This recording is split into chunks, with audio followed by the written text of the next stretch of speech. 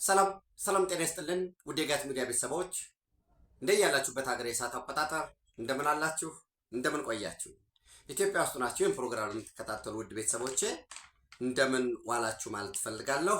የካቲት 17 2018 በኢትዮጵያ ዘመን አቆጣጠር ፌብሩዋሪ 24 2026 በጎርጎሳውያን የዘመን አቆጣጠር እንደ ቀደም ተከተል የዕለተ ማክሰኞ የጋት ውሎ አጫጭር መረጃዎች ወደ እናንተ ይደርሳሉ።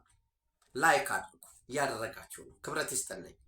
ሸር አድርጉ ባላችሁ የግንኙነት አውታር የቆራረጣችሁ በተለያየ መንገድ ለምታስተላልፉም እንዲሁ ክብረት ይስጥልኝ። ሐሳብ አስተያየታችሁን አካፍሉ እንመማርበት። በጋራ ክፍተቴን አሳዩኝ ወስዳለሁኝ የተማርኩ ስለሆነ የጋት ሚዲያ ሜምበር ሁኑ። በሱፐር ቻት በሱፐር ታንክስ እየደገፋችሁ ነው። እነሆ ለዚህም ክብረት ይስጥልኝ። ቴንክ ዩ። ሶስት አጫጭር መረጃዎች አሉ። የመጀመሪያው መረጃ ኦፍ ኮርስ በጋት ዕለታዊ ምሽት ላይ ሰፋ ባለመልኩ እናየዋለን። አዲስ የኃይል አሰላለፍ በቀይ ባህር ቀጠና ለመፈጠሩ በተደጋጋሚ ያወራንበት ነው። አሁን ቤንጃሚን ኔታንያሁ የእስራኤል ጠቅላይ ሚኒስትር በግልጽ እስራኤል ዊል ፎርጅ ሪጂናል አሊያንስ ቀጠናዊ ህብረት ትብብር ትፈጥራለች። እሱን ካውንተር ኦር ራይቫል ራዲካል አክሲስ እየተፈጠረ ነው። ይህ ራዲካል አክሲስ ኢመርጂንግ ሃርድ ላይን ሻ አክሲስ ያው ይሄ ማን እንደሆነ የምታውቁት ነው፣ ኢራን ነው እና ኢመርጂንግ ሃርድ ላይን ሱኒ። ይሄ ደግሞ ሆፕፉሊ ሳውዲ አረቢያን፣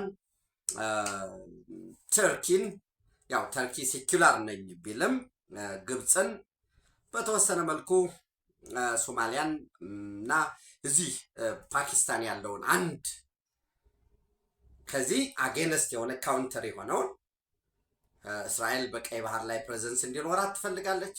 ወሳኝ በሆነው የንግድ መተላለፊያ ከገልፍ ኦፍ ኤደን በባብ ኤል-መንደብ በሬድሲ አድርጎ እንደምታውቁት ሜዲትራኒያንን በዚህ በሜዲትራኒያን በኩል አውሮፓን፣ መካከለኛው ምስራቅን፣ ኤሲያን፣ ምስራቅ አፍሪካን አጠቃላይ አፍሪካን ሊባል በሚችል መልኩ የሚያገናኝ ወሳኝ የንግድ መስመር። እንግዲህ የቀድሞ ጠቅላይ ሚኒስትር መለስ ዜናዊ ይህንን ነው የግመል ማጠጫ ይሁን ያለው። ይህንን ነው እንደ ተራ ነገር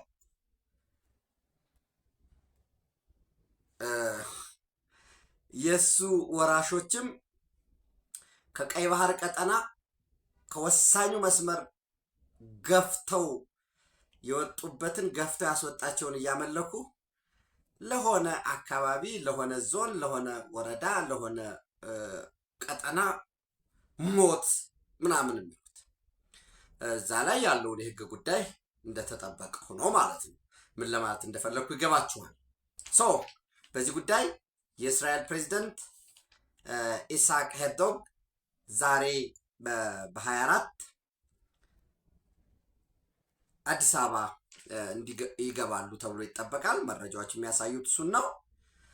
በዚህም ከኢፌዴሪ ፕሬዝዳንት ታዬ አጽቀሥላሴ ከክቡር ጠቅላይ ሚኒስትር ዶክተር አብይ አህመድ እና በኢትዮጵያ የአይሁድ ማህበረሰብ ኃላፊዎች፣ መሪዎች በተለይ ብዙ ጥያቄ አላቸው። ኢትዮጵያ ውስጥ ያሉ የአይሁድ ማህበረሰብ ጉዟችን እየተፋጠነልን አይደለም፣ ወደ እስራኤል ወደ ተስፋዋ ምድር ለመግባት በምናደርገው ጥረት እሱ መዘግየት አለብን የሚል ሌሎችም እዚሁም እያሉ ሊያገኟቸው የሚገቡ ጥያቄዎች አሏቸው። በዛ ዙሪያ ሰፊ ውይይት እንደሚያደርጉ ይጠበቃል።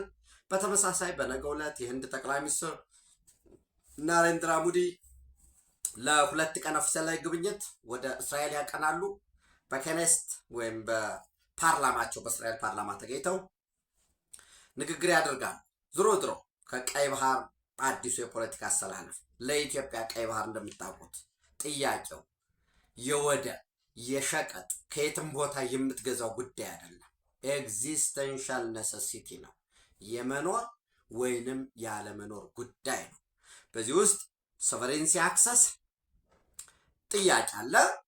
ዘን በርሳችን እንዳያችሁት ግብፅ መለሳለስ አሳይታለች ሳይሆን ግብፅ 180 ዲግሪ ተገልብጣ ለኢትዮጵያ ፍላጎት ለኢትዮጵያ ጥያቄ ተንበርክካለች። ይህ እንዲሆን ዋጋ ተከፍሏል። ይህ እንዲሆን ቆራጥ አመራር ተሰጥቷል። ይህ እንዲሆን የቀይ ባህር ጥያቄ ተራ የመስፋፋት ጥያቄ ነው ላሉ፣ የቀይ ባህር ጥያቄ ተራ ቅዠት ነው፣ የውስጥ ፖለቲካ ያጋጠመውን የቅቡልነት ችግር ወይ መምራት ባለመቻል የመጣውን ጥያቄ ኤክስተርናላይዝ የማድረግ ነው ላሉ ተለላኪዎች፣ ባንዳዎች ይህ ጥያቄ የኢትዮጵያ ጥያቄ አይደለም፣ አያፍሩም፣ የዩናይትድ አረብ ኤሚሬት ጥያቄ ነው፣ የወደብ ጥያቄ ላሉ የአማራ ህዝብ ተቆርቋሪ ነን የሚሉ ወይ የኢትዮጵያ ተቆርቋሪ ነን የሚሉ ወይ የብሔር ተለላኪዎች ጀርባቸው ላይ መደላደል አስቀምጠው ለመጋለብ ዝግጁ የሆኑትን በሙሉ ቅስማቸውን የሰበረ የኢትዮጵያን ጥያቄ በዓለም አደባባይ ቅቡልነት እንዲሆን። በነገራችን ላይ ኢትዮጵያ ቀይ ባህር አይገባትም የሚል ሀገር የለም። አሁን መጀመሪያ ያስደነግጥ ነበር፣ በጣም ሾክ አድርጎ ነበር። ምንድን ነው የእውነትም በቃ የመስፋፋት ነው፣ የእውነትም የድንበር ማስተካከል ነው የፈለገችው ኢትዮጵያ የሚል ድንጋጤ ነበር። ክቡር ጠቅላይ ሚኒስትሩም አቅርበዋል። ታስታውሳላችሁ፣ የፓርላማ አባላትን ሰብስበው ለምንድን ነው የማንነጋገረው? የማንነጋገር ከሆነ ምን እንሰራለን? እዚህ ዜሮ ጠብታ ድሮፕ ኦፍ ወተር ኮንትሪቢዩት የማያደርጉት ግብጾች ስለ ናይል በየትኛውም በተገኘው አጋጣሚ መድረክ ይናገራሉ፣ ይጠይቃሉ፣ ያስጠይቃሉ፣ አጀንዳ አድርገውታል። የትኛውም ስም ያወጣ ከውጭም የመጣ ሁሉ አምባሳደር ይሁን የዓለም አቀፍ ተቋማት መሪ ይሁን ስንነጋገር ስንወያይ የናይል ጉዳይ፣ የግብፅ ጉዳይ፣ የውሃው ጉዳይ፣ የግድቡ ጉዳይ ይለኛል። እኛ ግን ስለ ቀይ ባህር ማንሳት አንችልም። ይህ ትክክል አይደለም። ይህን ማድረግ አለብን። መጀመሪያ እርስ በራስ እንነጋገር፣ አንፈራራ። መልካም ነገር ነው ያነሳነው። አማራጭ አለን፣ በዚህ ብለን እናቀርባለን። ስለ ቀይ ባህር ካላወራን ስለ አባይ ውሃ ማውራት የለብንም። ሁለት ውሃዎች ወሳኞች ናቸው። አንዱን ጥለን አንዱን አንጠልጥለን የትም አንደርስም የተባለው ቀን እየቆጠረ ዛሬ ላይ ቅቡልነቱ ከሌሎች ብቻም ሳይሆን ከግብፅ በኩልም ምን የሚል ደብዳቤ መጣ ከግብፅ። ድርድር እየተካሄደ ነው ብያቸዋለሁ። ትናንት አይታቸዋል። የቀጠለው የኢትዮጵያና የኤርትራ ድርድር የሚያደራድር ማን ነው? ሳውዲ አረቢያ። ማን ተጨመረበት? አሁን ቱርክ። ምን የሚል ኢትዮጵያ በአባይ ውሃ ላይ ለመደራደር የትኛውም ቦታ መቼ በማንኛውም ጊዜ ፍላጎት አለ። ድርድሩ ግን ልክ የእስራኤል የካምፕ ዴቪድ አግሪመንት እንደምታውቁት የእስራኤልና ግብፅ ካምፕ ዴቪድ አግሪመንት ምንም አይደለም እኮ። ምንድን ነው የሚለው? ግብፅ ለእስራኤል የሀገርነት እውቅና ትሰጣለች ይችላል። ሪትን አይደለም እዛ ካምፕ ዴቪድ ላይ። እስራኤል ደግሞ ለግብፅ መሰረታዊ ፍላጎቶች እውቅና ትሰጣለች። የናይል አግሪመንት ነው። ያ ደግሞ ለማሳየት ምን ይላል? ከአግሪመንቱ በማግስቱ አንዋር ሳዳት ከዚህ በኋላ ግብፅ ወደ ጦርነት የምትገባ በውሃ ጉዳይ ላይ ነው ይላል። ስለዚህ ምን የሚል መጣ?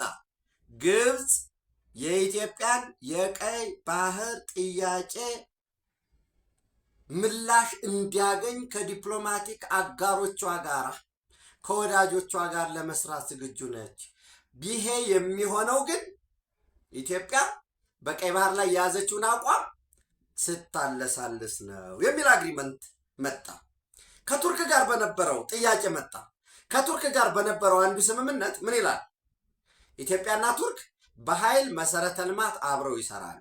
በዋነኝነት የቱርክ ካምፓኒዎች በኢትዮጵያ የኤሌክትሪክ መስመር ዝርጋታ፣ በተርባይን ማምረት እና በሃይድሮ ኤሌክትሪክ ኢኩፕመንት ላይ ይሰማራሉ ይላል።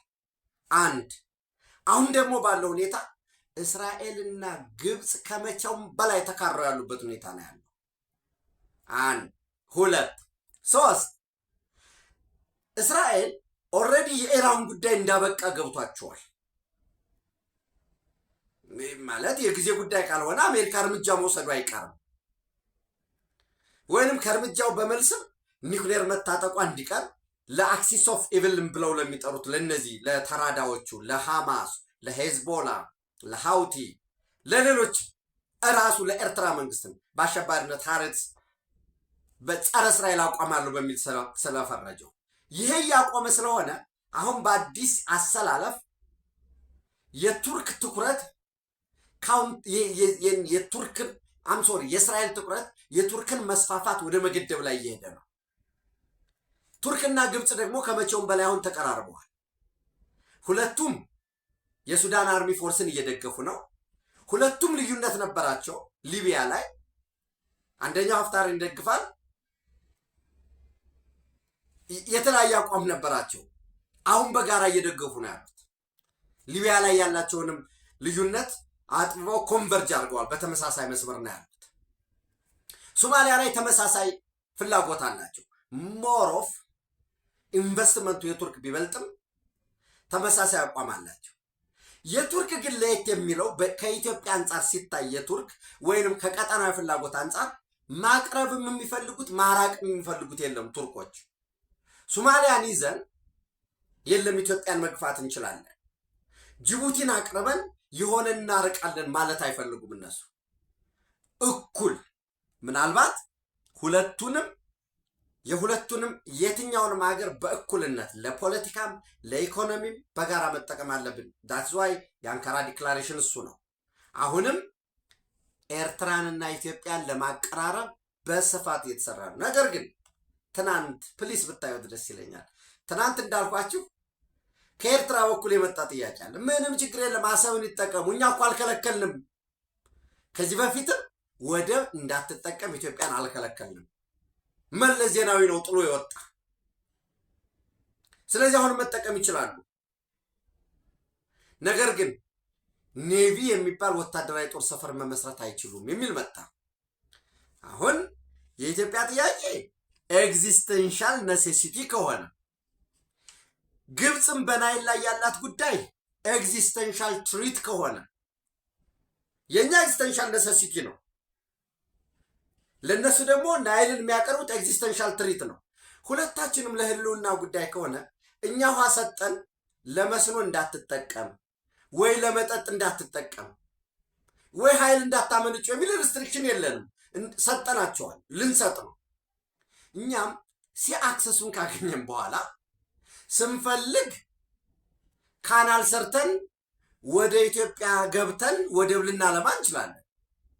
ስንፈልግ በዓለም አቀፍ በዩናይትድ ኔሽን ኮንቬንሽን ኦን ዘ ሎው ኦፍ ሲ የወደብ አገልግሎት ብቻ ሳይሆን ወይ አሳ ማጥመድ ብቻም ሳይሆን ኤክስፕሎር ብሉ ኢኮኖሚ ላይ ልንሰማራ እንችላለን። የምናገኘው 30 ኪሎ ሜትር ይሁን 50 ኪሎ ሜትር የሚሆን ርዝመቱ ወርዱ ምናምንም ይሁን በዛ ውስጥ ማዕድን ካለን እንቆፍራለን፣ አሳ ካለን እናጠምዳለን፣ የሪሰርች ስራዎችን እንሰራለን። ሶቨሪን አክሰስ ነው እየጠየቅን ያለ። ዝሮ ዝሮ ግን ግብፅ ለኢትዮጵያ ጥያቄ ከመቼውም በላይ በንድ አድርገው አምነው እንተባበራለን፣ ዝግጁ ነን። ነገር ግን ኢጅፕት ኦፕን ቱ ሳፖርት ኢትዮጵያስ ሬድ ሲ አክሰስ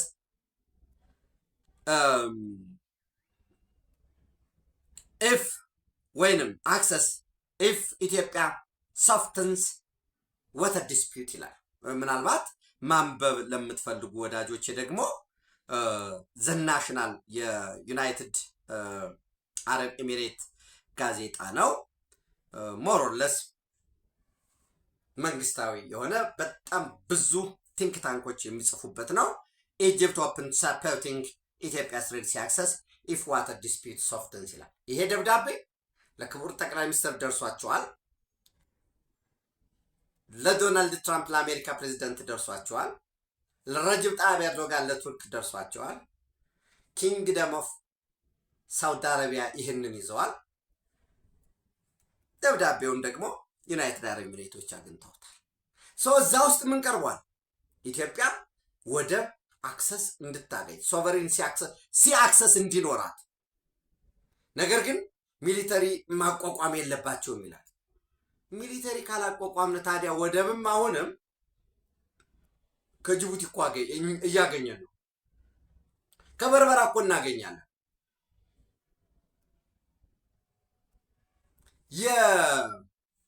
የኬንያን ፖርት ኮሪደር ከኛም አልፎ እኮ ደሱ ላይ እኮ አብረን ልንሰራ ነው። በጣም የኢትዮጵያ በኢኮኖሚ ሀብ መሆኗን የሚያሳይ ከጅቡቲ ወይ ኢትዮጵያ፣ ሳውት ሱዳን፣ ኡጋንዳ እዛ ላይ የማያቆም ኡጋንዳ ላይ ወደ ሩዋንዳ፣ ብሩንዲ ሂዶ በዛኛው አትላንቲክ ኦሽን ድረስ የሚዘረጋ ስለዚህ እናመጋግባለን። ከአትላንቲክ ኦሽን የሚመጣ ይኖራል። ከዚህ ይህንን አድርገን የደቡብ አሜሪካንም ገበያ አክሰስ እናደርጋለን እና በዚህ ፕሪፔርድ ቱ ወርክ ዊዝ አፍሪካን አላይስ ቱ ሄልፕ ሰኪዩር ኢትዮጵያስ አክሰስ ቱ ዘ ሬድ ሲ። እነማን ናቸው አፍሪካን ላይ የሚባሉት? ምንም ሱዳን፣ ሌላውስ ሶማሊያ፣ ሌላው ጅቡቲ፣ ሌላው ምናልባት ሶማሌላንድም አሁን የግዴታ አገር ከመሆኑ ይሄ ይቀራል።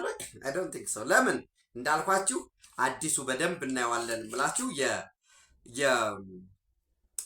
የአሜሪካ እና እስራኤል ሞሮለስ እስራኤል ብለን የምናየው ኦሪጂናል አሊያንስ ቱ ራይቫል ራዲካል አክሲስ እዛ ውስጥ እስራኤል በራሱ ይኖራል። ህንድ ደፍነትሊ መኖሩ አይቀሬ ነው። ዩናይትድ አረብ ኤሚሬት የአብርሃም አኮርድ የተፈራረመው፣ ባህሬን፣ ሞሮኮ። በነገራችን ላይ ኢትዮጵያና ሞሮኮ በጋራ በሚሊተሪ አሊያንስ አግሪመንት አላቸው።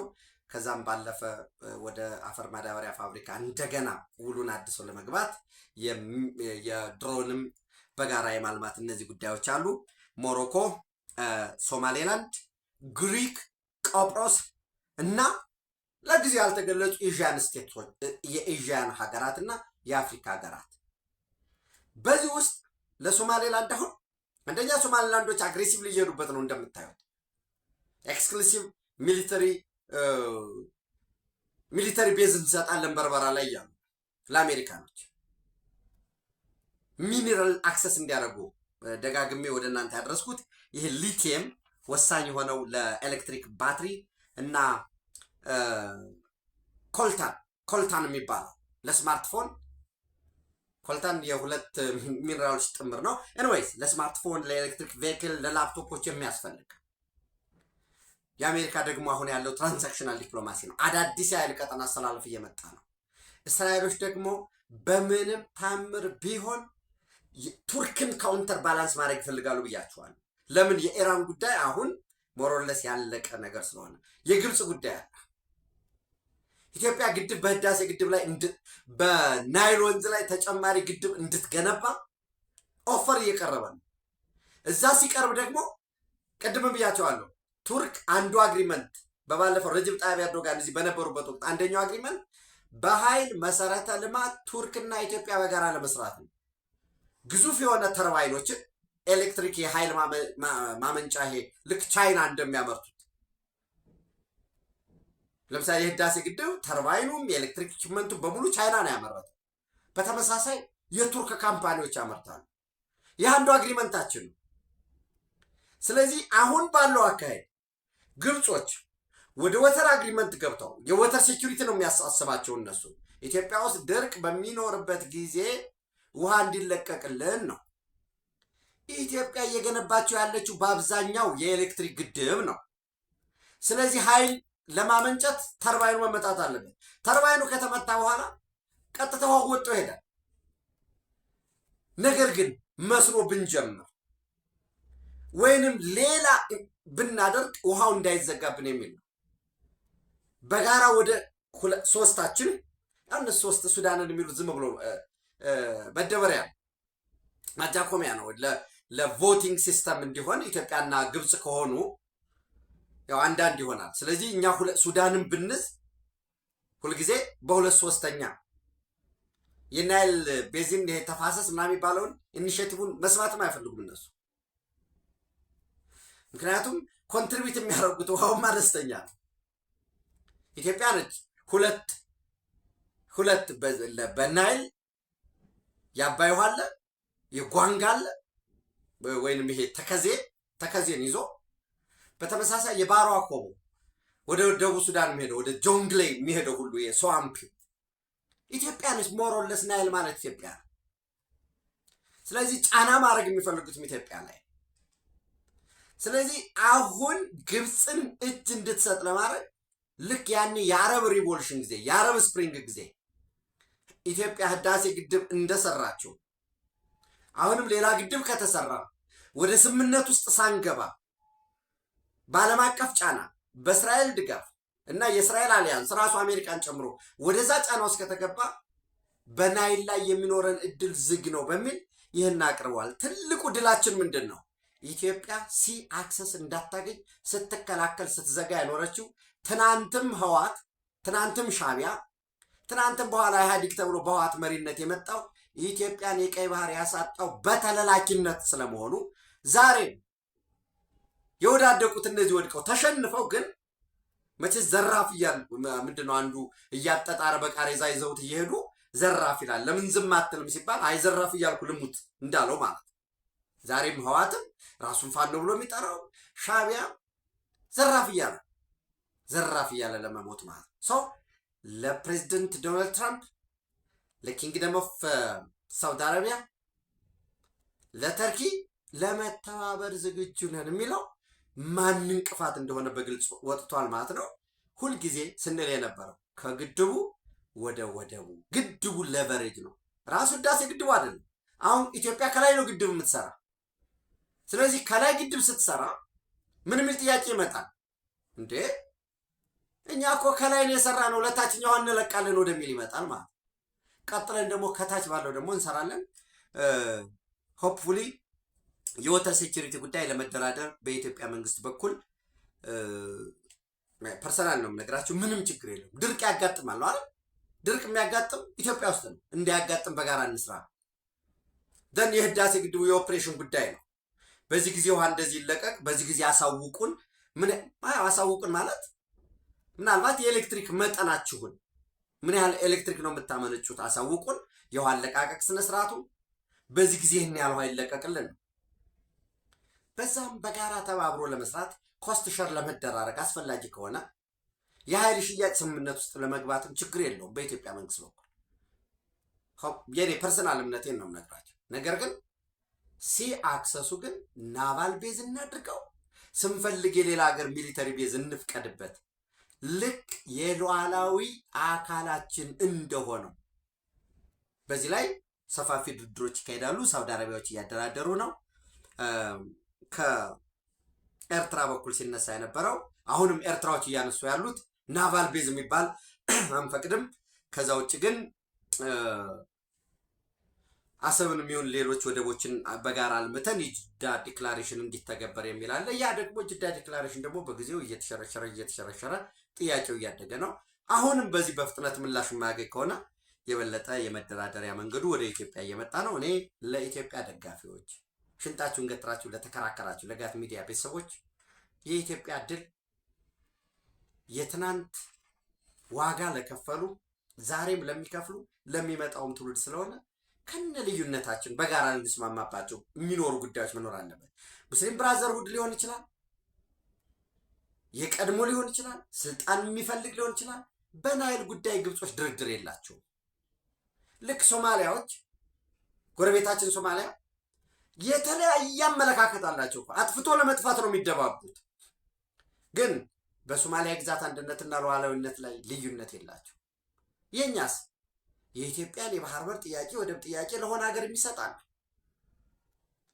ከዛ ሁለተኛው እንግዲህ ወልቃይት እንደ ምክንያት የሚል ነው። ሁለተኛው እርሳችን እንደምታውቁት የትግራይ ወንድሞቻችንም እህቶቻችን እንደሚያውቁት የማንነት ጥያቄ በራያ ላይ ይነሳል። የማንነት ጥያቄ በወልቃይት ላይ ይነሳል። ወልቃይት ጠገዴ፣ ሰቲት ሁመራ። ይሄ ጥያቄ ይህን ግዛት የማስመለስ ጉዳይ ከሆነ አንድ ሁልጊዜ እስራኤሎች የሚያነሱት ጥያቄ አለ። ዌስት ባንክን እንደዚህ መልሱ፣ ይህንን ኢየሩሳሌምን መልሱ ምናምን ትክክል ናቸው እያልኳቸው አለ። እንደው ጀስት ፎር ዘ ሴክ ኦፍ ሎጂክ ነው። ታዲያ ከሆነ ጦርነት መክፈት ምን አስፈለጋቸው? ያኛ እኮ ያ ጦርነቱ ስለተነሳ ነው የያዝ ነው ይላል። ያለውንማ ቢቀበሉ ኑሮ ጦርነት አይከፍቱብንም ነበር። ስለዚህ አሁንም ጦርነት ከከፈቱብን ወይ ጠቅልለው ሊያጠፉን ነው ወይ የያዝነውን እናስቀጥላለን ይላል። የፕሪቶሪያ ሰላም ስምምነት ተፈረመ። አንደኛ የኢትዮጵያ መከላከያ ሰራዊትን በግፍ ሲጨፈጭፉ ፈጣን መብረቃዊ ጥቃት ወሰድን ብለው ሲናገሩ ህገ መንግስቱ ያላሳሰባቸው ምርጫ የሚካሄደው በህገ መንግስቱ አግባብ የኢትዮጵያ ብሔራዊ ምርጫ ቦርድ አስፈጻሚ ሆኖ ነው የሚለውን ጥሰው በክልል ደረጃ ምርጫ ቦርድ አዋቅረው ምርጫ ያደረጉ ሰዎች ተመልሰው መጠው የህገ መንግስት ጥያቄ ማንሳት እኔ ጥሩ ነው ብዬ አልወስድም። ኦኬ ያ ስህተት ተስተካክሏል፣ በቃ ታርሟል። ያንን ሁሉ አትዘርዝር የፕሪቶሪያ ሰላም ስምምነት ዘግቶታል ከተባለ ናው ፋይን ምንም ይላል ኮንቴስትድ የሆኑ ኤሪያዎች ብሎ ያስቀምጣቸዋል። አንቀጽ 10 ንዑስ አንቀጽ 4 በህገ መንግስቱ አግባብ ይከናወናሉ ይላል አይደል? ስለዚህ በህገ መንግስቱ አግባብ ቀላል ነው እንዴት እንደሚከናወኑ። የማንነት ጥያቄ ያለው አካል ለክልል ምክር ቤት ያቀርባል። ለምሳሌ የወልቃይት ጠገዴ የማንነት አስመላሽ ኮሚቴ ጥያቄያቸውን ለማን ያቀርባሉ? ለትግራይ ክልል ምክር ቤት። መቼ? ምክር ቤት ሲቋቋም። መቼ ነው ምክር ቤት የሚቋቋመው? አረኖ ምርጫ ይደረግ ተባለ እኮ። ለምሳሌ ህወሓት አሳውቃለሁ የኢትዮጵያ ብሔራዊ ምርጫ ቦርድ ለጊዜያዊ አስተዳደሩ ምርጫ ለማድረግ ዝግጁ ናቸው ወይ ሲባል ዛሬ መግለጫ በሙሉ ያወጡ ዲሞክራሲያዊ ስምረት ትግራይ፣ ህወሓት፣ የትግራይ ጊዜያዊ አስተዳደር፣ ያው በዚያ ውስጥ ደግሞ የትግራይ መከላከያ ኃይል ብሎ የሚጠራው ቲዲኤፍ አለ ማለት ነው። የትግራይ ፒስ ፎርስ፣ የትግራይ ሰላም ኃይል የሚባለው አለ እዛ ውስጥ አሁንም መግለጫ አውጥቷል። ሳልሳይ ወያነ ትግራይ፣ ባይቶና አባይ፣ ባይቶና፣ ውድብ ወለዶ፣ አረና ትግራይ፣ አረና፣ ውድብ ናጽነት ትግራይ፣ ውናት፣ ትንሳኤ ሰባ እንደርታ፣ ሲቪል ማህበረሰብ ወልቃይት የሚባለው እነዚህ በትግራይ በኩል መግለጫ ወጡ ናቸው። እስካሁን ባለው ደግሞ የወልቃይት ጠገዴ ጠለምት አማራ ምሁራን ማህበር አብን ውሳኔው ትክክል ነው ብሎ አውጥቷል። ግን ውሳኔው ምንድን ነው? የእውነት እንነጋገር። የፖለቲካል ኮንሳምፕሽኑ ለጊዜው እናቁመው። አሁን እነዚህ በሙሉ መግለጫ ወጡት ፎር ዘ ሴክ ኦፍ ሌጂቲሜሲ ቅቡልነት ለማግኘት አለን ለማለት ካልሆነ በቃ በወልቃይት ጠገዴ ሰቲት ሁመራ ወይንም በአምስቱ የምርጫ ጣቢያዎች በሁመራ፣ በአዲረመጽ፣ በኮረም ወፍላ፣ በጠለምት፣ በራያ ምን የተወሰነ ነገር አለ? አንድ የተወሰነው አንቀጽ 10(1) ብሔራዊ ምርጫ ቦርድ ምርጫ ያስፈጽማል ይላል። የፕሪቶሪያ ስምምነትን ነው የማወራ። አንቀጽ 10(4) እዛው ፕሪቶሪያ ስምምነት ኮንቴስትድ የሆኑ ኤሪያዎች የይገባኛል ጥያቄ የተነሳባቸው ቦታዎች በህገ መንግስቱ አግባብ ይስተናገዳሉ፣ ይፈታሉ ይላል። እስከዛ ድረስ ግን እንደምታውቁት ወልቃይት ጠገዴ ሰቲት ሁመራ ወይም እነዚህ አምስቱ የምርጫ ክልሎች ሞሮርለስ የይገባኛል ጥያቄም አለባቸው። በፌዴራል መንግስት ወይንም አሁን በትግራይ ውስጥም አይደሉ። እንደው አንዳንዱ ለምሳሌ ወደ ራያ ስትመጡ፣ ወደ ኮረም ወፍላ ስትመጡ እነዚህ ምርጫ ህወሓትም አለ በዛ። ግን ህወሓት ምን ብሏል? ምርጫ አይካሄድም አለ፣ አላደርግም አለ። ምርጫ ቢያደርግ ብሎ እኮ ዙሮ ዙሮ በዛው ምርጫ ክልል ነበር የሚሆነው እኮ እነዚህ ምርጫዎች። ምንም ጥርጥር የለውም። ሁመራ፣ ድረመጽ፣ ኮረም ወፍላ፣ ጠለምት፣ ራያ የት ነበር የሚሆነው ምርጫው? ወጣላ በባለፈው በትግራይ ክልል ምርጫ ተብሎ እኮ ወጣው ነበር። ያኔ እንደዛ ተብሎ ሲወጣ ለአማራ እንቆረቆራለን ያሉ ጭምብል ነው እሱ። ለአማራ እንቆረቆራለን ማለት ግን ሳልሳዊ ብአዴን ለመሆን ሳልሳይ ወያኔ ትግራይ እንዲል ሳልሳይ ብአዴን አማራ ለመሆን ቆርጠው ተዘጋጅተው የነበሩ ምን አሉ? ወልቃይት ተሽጧል። ለየትኛው ወልቃይት ነው የምትታገሉ? ወልቃይትን እኮ ኦልሬዲው በትግራይ ምርጫ ክልል ሆኗል። አንዳንዶቹ በለወሳ ዝም ብለው አለፉት። ስማቸውን እኔ ለመጥራት ትክክል አይደለም ብዬ ስለማመን ነው። እናንተም ታውቋቸዋላችሁ ስለነማን እንደማወራ። ልክ ትናንት ምርጫ መደረግ ስላለበት በፕሪቶሪያ ስምምነት አንቀጽ 10(1) በኢፌድሪ ህገ መንግስት አንቀጽ 38 ምርጫ ግድ ነው፣ ህገ መንግስታዊ መብት ነው። ኦኬ አንዳንዶቻችሁ ጥያቄ እንዴ ታዲያ ምርጫ ጥያቄ ከሆነ በእነዚህ 5 ምርጫ ክልሎች ነው ወይ? የአድዋ ሰውስ፣ የመቀሌ ሰውስ፣ የዛላምበሳ ሰውስ፣ የታህታይና የላላይ አዲያቦስ ምርጫ መምረጥ የለበትም ወይ? ኦኬ መምረጥ አለባቸው። ኤክሰርሳይዝ ማድረግ አለበት። ኤክሰርሳይዝ እንዲያደርግ ግን ከምንም በላይ ሊወዳደር የተዘጋጀው ሌሎች በሂደት የሚሰሩ ስራዎች አሉ። እነዚህ ፓርቲዎች ግን ምርጫ መደረግ አለበት ህወሓት ያለው ትክክል አይደለም ብሎ አንዴ ሳልሳይ ወያኔ ትግራይ እኮ ምንድነው ያለው? ህወሓት በማይሳተፍበት ምርጫ መኖር የለበት ብሎ መግለጫ አላወጣም። ምርጫ ካላረጉ እነዚህ ስድስተኛው ሀገራዊ ምርጫ አለፋቸው።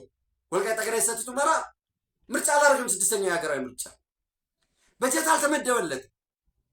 በፈተና ውስጥ በትብብርም ባለሀብትም በማድረግ ከዛም ከዚህም እየተባለ መሰረታዊ አገልግሎት ለመስጠት እየሞከረ ነው። ነገር ግን የፌዴራል መንግስት ድጋፍ ማግኘት አለባቸው። ትግራይ የፌዴራል በጀት ድጎማ ያገኛል። እየተቀነሰበት የለም። ባለው መሰረት ከሀገሪቱ በጀት እያገኘ ነው። ለወልቃይት ጠገዴ ሰቲት ሁመራ ግን እየመደበ አይደለም። እሱ ኦኬም አልመድበው አስተዳደራዊ መዋቅሬ በእኔ ውስጥ ስላልሆነ ነው። ህዝቡም ተፈናቅሏል፣ መመለስ አለበት። ታዲያ ያገኘሁትን በጀት ለማን ነው የምሰጥ ብሎ መከራከር ይቻላል። ኦፕን ነው ህጉ። የህግ ባለሙያዎች ደግሞ በደንብ በስፋት ነው። አሁን እኮ በብሔራዊ ምርጫ ቦርድ እንዲያስፈጽም በፌዴሬሽን ምክር ቤት በተሰጠው ደብዳቤ የህዝብ ተወካዮች ምክር ቤት ምርጫ ይካሄድ እንጂ የክልሎች የሉዓላዊነት መገለጫ የሆነው ምክር ቤት ነው። የክልል ምክር ቤት ነው። ጥያቄው የሚቀርበው መቼ ነው? የትግራይ ክልል ምክር ቤት ሲቋቋም ነው። አሁንም አስፋራስ የህገ መንግስቱ እስካልተቀየረ ድረስ የህዝብ ተወካዮች ምክር ቤት ከፈለገ ህወሓት አልወዳደርም ብሎ ህወሓት ህጋዊ እንትን የለውም። ሲጀመር ህጋዊ ሊወዳደር አይችልም። ያችን ፈርቶ ነው ከምርጫ ውጭ ልሆን ነው ብሎ ነው ከምርጫ ውጭ ልሆን ነው ብሎ ፈርቶ ምርጫ አይካሄድም ሲል የትግራይ ፖለቲካ ፓርቲዎች አንቀው ይዘው ህዝቡን አነቃንቀው ምርጫ ሊኖር ይገባል እንደማለት ጸጥ ብለው አለፉና ይሄ የማይስተካከል ከሆነ ምርጫ እንሳተፍም የሚል መግለጫ ወጡ ፓርቲዎች።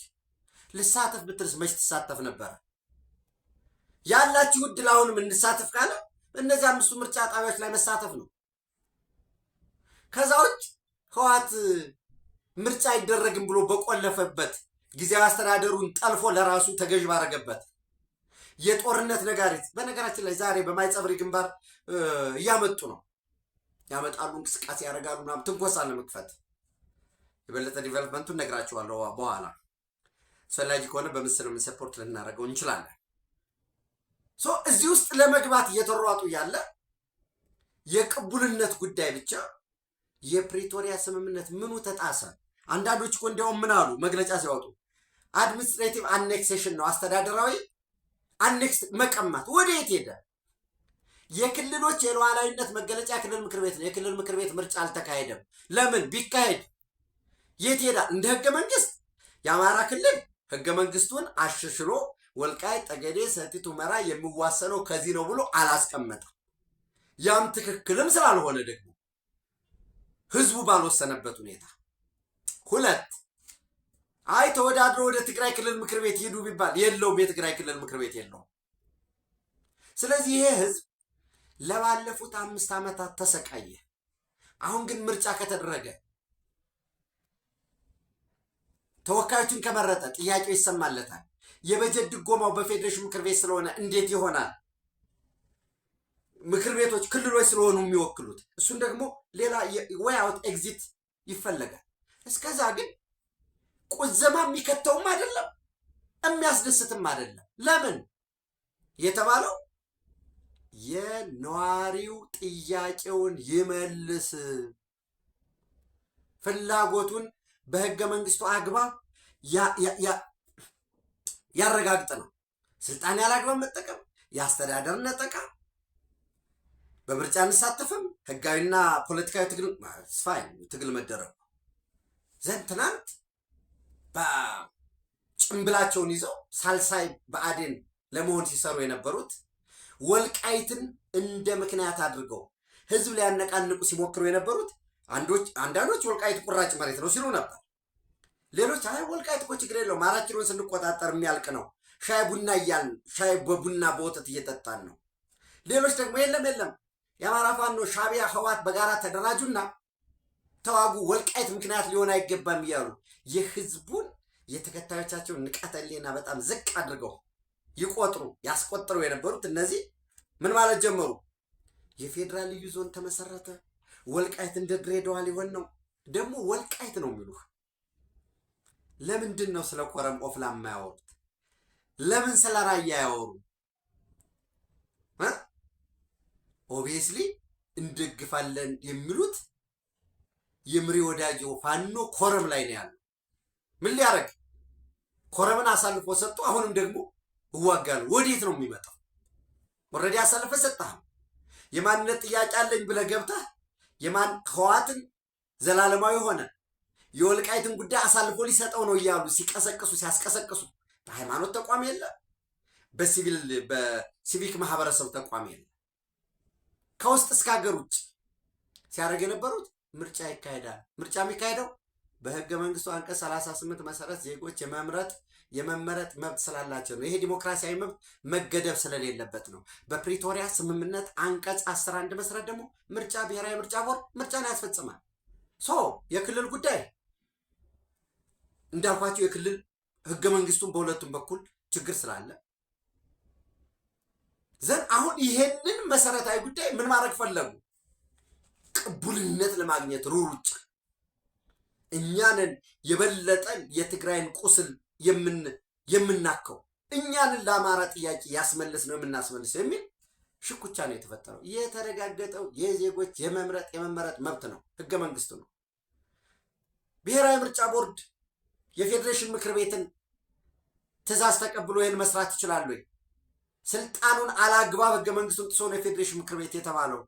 የፌዴሬሽን ምክር ቤት አለ አስተዳደራዊ ወሰንን በተመለከተ የሚወስነው ምን ብሎ በሁለት ክልሎች መካከል ይገባኛል በሚነሳበት ጊዜ ለምክር ቤት ይቀርባል። ምክር ቤቱ ምላሽ ካልሰጠ ምን ያደርጋል? ፌዴሬሽን ምክር ቤት ለብሔራዊ ምርጫ ቦርድ ህዝበ ውሳኔ እንዲካሄድ ማስፈጸም በየት በኩል ይሁን የሚለው እኮ ህዝብ ነው የሚወስነው። በኋላም እኮ ብሔራዊ ምርጫ ቦርድ ነው ሪፈረንደም የሚያደርገው ህዝበ ውሳኔ እንዲሆን የሚያደርገው። ስለዚህ ለጊዜው ለአማራ ክልል አልሰጠውም፣ ለትግራይ ክልል አልሰጠውም። ኤክሰርሳይዝ እንዲደረግ ያደረገው የፌዴሬሽን ምክር ቤት የዜጎችን የመምረጥ መብት ህገ መንግስታዊ መብት ነው እንዲከበር ያደረገው። የፕሪቶሪያ ስምምነት ነው እንዲከበር ያደረገው። አይ የለም ትግራይ ክልል ምርጫ እንዳይደረግ ብሏል። ስለዚህ ትግራይ ክልል ምርጫ ካልተደረገ ዘሶኮልድ ምዕራብ ትግራይ ምርጫ አይኖርም። ዘሶኮልድ ደቡብ ምዕራብ የሚባል ወይ ምርጫ ክልልም አይደረግም። ይህ ትክክል አይደለም። ይልቅ ጥረት መደረግ የነበረበት ምርጫ ትግራይ ክልል ቢደረግ ኑሮ ህወሓት አይወዳደርም። እንደምታውቁት ኦልሬዲ የተሰረዘ ፓርቲ ነው። ስምረት ሊወዳደር ይችላል። እነዚህ በሙሉ ባይቶና፣ አረና ምናምን፣ ወለዶ፣ ቃንጫ ምናምን የሚባሉት በሙሉ ይወዳደራሉ። ሌላውም አዲሃንም ይወዳደር፣ አብንም ይወዳደር፣ ብልጽግናም ይወዳደራል። የምክር ቤትን በተመሳሳይ የምክር ቤት ጉዳይ ይመጣል። የምክር ቤት ጉዳይ ምን ሊያደርግ ይችላል? ሲመሰረት ትግራይ ይሄዳል። አካሄድ ነው። በህግ ህዝብ ይፍታው አይደል የተባለ፣ ነዋሪ ይፍታው አይደል የተባለ። ተፈናቃዮች ይምጡ ዘንድ ተፈናቃዮች በየደረጃው ባለው ደግሞ ራን ያርጉ ሲባል በፍጹም በጉልበት እንፈተዋለን። ከዛ አንዳንዱ ይመጣል ኖ ኖ ኖ ይሄ እኮ እየሞተላለው እየጠፋላለው ለህዋት አዲስ ኢነርጂ ትንፋስ። ምንድነው አዲስ ትንፋስ የምትሰጠው? በነጠቃ በፕሮፓጋንዳ የሌለ ነገር ስላስመሰልከው። ትናንት ለምሳሌ ውዥንብር ነበረ፣ እኛ ውዥንብሩ ላይ አልተጨመርንም። ዛሬ ሰክኗል፣ ነገ ሌላ ነው አጀንዳ። የፌዴራል ልዩ ዞን ዋይ ኖት? በአማራ ክልል ትቀጥላላችሁ? በትግራይ ክልል ትቀጥላላችሁ ወይንስ ገለልተኛ ዞን ልዩ ዞን ትሆናላችሁ? ወይ ክልል ህዝቡ ነው የሚወስነው። የፌዴራል መንግስትና ጠቅላይ ሚኒስትሩም እኮ ተናገሩ። እናንተም አትወስኑም፣ የምትወስኑ አይመስለኝም አሉ ተወካዮች ምክር ቤትን። እኔ አልወስንም፣ የሚወስነው ህዝብ ነው። ተፈናቃዩ ይምጣ፣ ወደ ስራው ይግባ፣ መያዣ አይሁን አሉ። ምንድን ነው ታዲያ? አይምረጡ ነው። እሱማ ደግሞ የህገ መንግስት ጥሰት ነው። የፌዴሬሽን ምክር ቤት ለጊዜው ምርጫ የሚካሄደው በዚህ አግባብ ይሁን ብሎ መናገሩ የህግ ጥሰት እንዴት ሊሆን ይችላል? አስተዳደራዊ ወሰንን የሚወስን በነገራችን ላይ ለምሳሌ የማንነት ጥያቄ እነ ኮሎኔል ደመቀ የነበሩበት ለትግራይ ክልል ምክር ቤት እኮ አቀረቡ፣ መልስ አላገኙም። ስለዚህ እኮ ሪፈረንደም ይካሄድ ብሎ እኮ አሁን ሪፈረንደም ማካሄድ እኮ ይቻል ነበር። ግን ምን የሚል ይመጣል አሁን? አይ ትግራይ ባልተወከለችበት የፌዴሬሽን ምክር ቤት ምናምን የሚል ነገር ስለሚመጣ ያን ብቻም ሳይሆን ተፈናቃዮች በመጠለያ ጣቢያ ባሉበት ሁኔታ ለሞራልም ለህግም ያለው ይሄ ነው። ይልቁኑ በዚህ አጋጣሚ ህወሓት ምርጫ እንዲያደርግ ማስገደድ ተገቢ ነው እና ህዝባችንን ደግሞ ማደናገር የሆነ የፖለቲካ መጠቀሚያ መሆን የለበትም። በትክክል ማብራሪያ መግለጫ ሊሰጠው ይገባል። በጥቅሉ ሻዕቢያም ክደት እየፈጸመባቸው ከግብፅ ቃል የተገባላቸው ነገር እያበቃ የመንግስት የኢትዮጵያ ህዝብ የተቋማት ስክነት እንደዚህ በነጠቃ እንደዚህ በማጭበርበር ያሉ ለመምሰል ለመግዘፍ ከሚሞክሩ እንደ ፓርቲም እንዳደረጃጅ መብታቸው ነው እነሱ ኤክሰርሳይዝ ማድረጋቸው። ግን እንደ ጋት ሚዲያ እንደ ጌትነት የሚታየኝ ነው የነሱ እየሰከነ የኢትዮጵያ ህዝብ በሙሉ አቅሙ የሚወስንበት የመብቱን ጥቅሙን ወደሚያስከብርበት ደረጃ መድረሱ አንዳንዶቹ ጥቅማቸውን መብታቸውን ያሳጣቸው እየመሰላቸው መንፈራገጥ አለ። ግን እንደምታዩት በርዷል። አጀንዳው የተዘጋ ነው። ዋናው ቋሚው አጀንዳችን ኢትዮጵያ የከርሰ ምድር የገጸ ምድር ሀብቷን ተጠቅማ እንዴት ትደግ እንዴት ትበልጽግ፣ በዚያ ውስጥ እንዴት እኛ ገንቢ ሚና ይኖረን፣ ስህተቶችን አሉ ስህተቶች እነዛን እንዴት መታገል አለብን በሚለው ጉዳይ ላይ መነጋገር እንጂ ማንም ለግላዊ ለቡድናዊ ለጠባብ ፍላጎቱ ቅቡልነት ለማግኘት በሚያደርገው ጉዳይ ላይ መሯሯጥ አያስፈልግም። ምናልባት ወልቃይት ጠገዴ ሰቲት ሁመራ በየትኛው እንዴት ነው አደረጃጀት ምናምን በተደጋጋሚ ሳቀርበው የኖርኩት አለ። ችግሩ በተፈጠረበት መንገድ መፍትሄ መፈለግ ተገቢ ነው ብዬ አላምንም። ከዛ ይልቅ ሌላ አዲስ አስተዳደራዊ መፍትሄ መፈለግ መልካም ነው። ዙሮ ግን ትልቁ ነገር ይሄ እንደኔ ግለሰብ ነው። ህዝብ ይወስን። የተፈናቀሉት ወገኖቻችን ይምጡ። እንዴት ነው 4-5 ክረምት ውስጥ ኬንዳ እንዲያሳልፉ የምንፈቅድባቸው የምንፈርድባቸው? ትክክል ነው ወይ? ኢትዮጵያዊ አንድ የትግራይ ተወላጅ፣ አንድ የአማራ ተወላጅ፣ አንድ የደቡብ የከምባታ የሀዲያ ተወላጅ፣ የአፋር የኦሮሞ ተወላጅ፣ ሁሉም ኢትዮጵያዊ በውጭ ዶ እየሰራ እየኖረ የሀገሪቱ መብት ዲሞክራሲ ተቋዳሹ ነው። የኛ ቦታ ነው ያንተ ቦታ ነው፣ አይምጡ ይምጡ ይሄዱ ይግቡ የሚል እዛ ውስጥ ለምንድን ነው የምንገባ? ጫና እናርግ። ተፈናቃዮች ይመለሱ። ጦርነት ይቅር፣ እንደራደር። የሁሉ መግለጫ ማውጣት ምናምን ደም እስካልፈሰሰ ጥሩ ነው፣ ግን ደም ወደሚያፈስ ወደ ቁጭት ውስጥ አንግባ። ይህን ማለት ፈልጋለሁ። ተጨማሪ በጋት ዕለታዊ ወደ እናንተ ደርሳለሁ። ኢትዮጵያ በክብር ለዘላለም ትኑር። ታንኪዩ